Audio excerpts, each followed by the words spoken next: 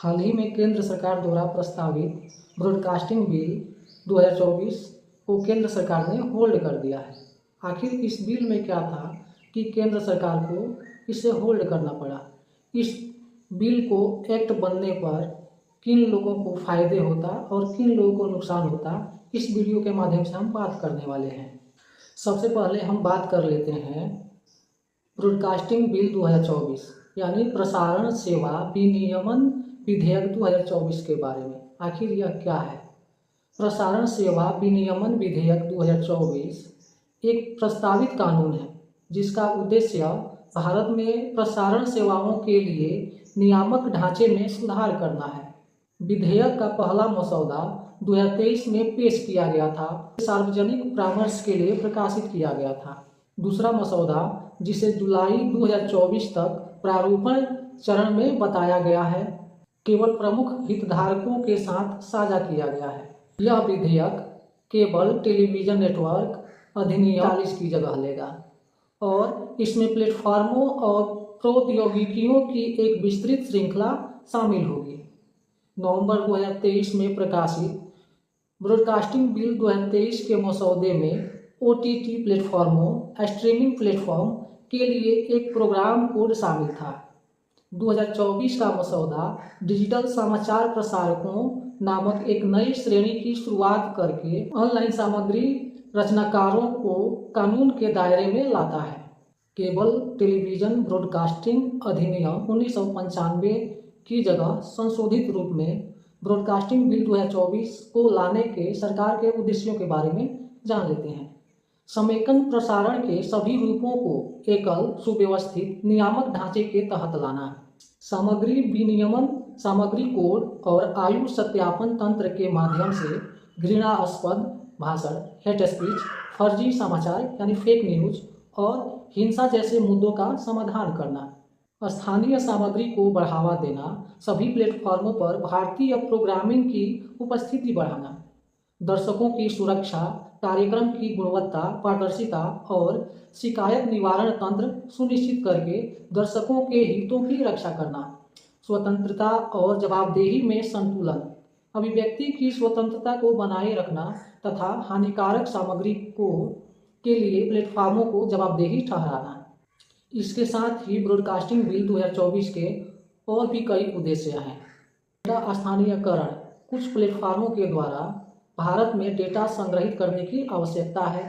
सामग्री मूल्यांकन समिति यानी सामग्री का मूल्यांकन करने और संहिता के साथ इसके अनुपालन को प्रमाणित करने के लिए एक समिति बनाई जाएगी।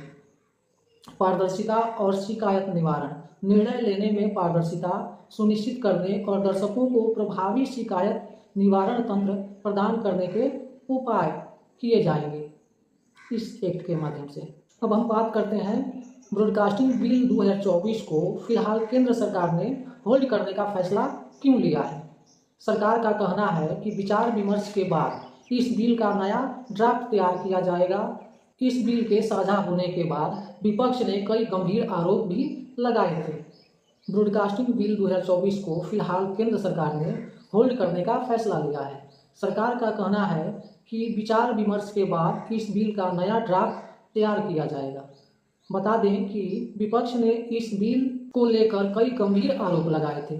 साथ ही कई डिजिटल न्यूज पब्लिशर्स और इंडिविजुअल कंटेंट क्रिएटर्स भी इस बिल का विरोध कर रहे थे।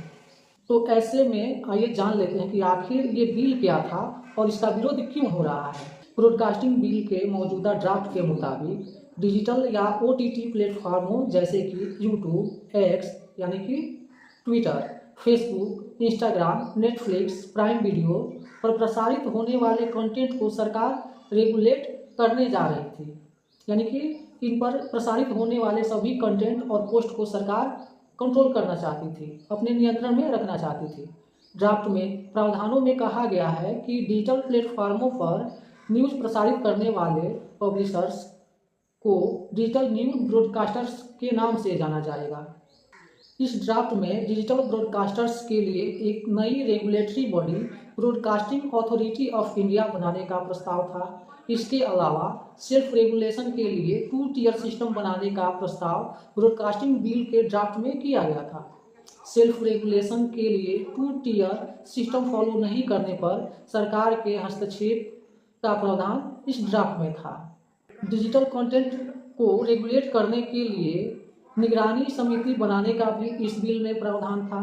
यह कमेटी वैसे ही काम करती जैसे सिनेमा के लिए सेंसर बोर्ड करता है, यानी डिजिटल प्लेटफॉर्म पर प्रसारित होने वाले कंटेंट को यह कमेटी कंप्लायंस सर्टिफिकेट देती। आखिर डिजिटल क्रिएटर्स क्यों कर रहे थे ड्राफ्ट बिल का विरोध? इस बिल का इंडिविजुअल कंटेंट क्रिएटर्स और डिजिटल पब्लिशर्स भी विरोध कर रहे थे। उनका कहना था कि इस बिल के जरिए सरकार डिजिटल कंटेंट क्रिएटर्स पर एक तरह से सेंसरशिप लगा रही है। इस बिल के लागू होने के बाद कोई सरकार की आलोचना नहीं कर सकेगा। 2 टियर रेगुलेशन सिस्टम पर भी हितधारकों की ओर से विरोध दर्ज कराया गया था। बिल के ड्राफ्ट में डेटा के लोकलाइजेशन और यूजर डेटा का एक्सेस सरकार के पास होने का प्रावधान जोड़ा गया था। इसे लेकर स्टेक होल्डर्स का कहना था कि यह प्रावधान निजता का उल्लंघन करके उन्होंने इसके दुरुपयोग की संभावना जताई है। इसके साथ ही सभी विपक्षी पार्टियों ने ये कहा कि ये फ्रीडम ऑफ स्पीच का वायोलेशन है, यानी सरकार आम जनता के अभिव्यक्ति की स्वतंत्रता पर पहरा लगाने की कोशिश कर रही है। कांग्रेस समेत इंडिया ब्लॉक में शामिल अन्य राजनीतिक पार्टियों ने भी इस बिल का विरोध किया। अभिव्यक्ति की स्वतंत्रता और फ्री प्रेस के लिए खतरा बताया था। विपक्ष का कहना था कि इस बिल के जरिए व्यक्तिगत कंटेंट बनाने वाले को भी नियंत्रित करने का प्रयास किया जा रहा है। विपक्ष ने सरकार से विधेयक का मसौदा तैयार करने की प्रक्रिया में सिविल सोसाइटी के सदस्यों, पत्रकारों और प्रमुख हितधारकों को शामिल करने की मांग की थी। अब हम जान लेते हैं कि आखिर सरकार का इस बिल पर क्या तर्क था। केंद्र सरकार का तर्क था कि वह इस बिल के जरिए सभी ब्रॉडकास्टर्स को एक ही रेगुलेटरी फ्रेमवर्क में लाना चाहती है। केंद्र सरकार का तर्क था कि इससे फेक न्यूज़ पर लगाम लग सकेगी।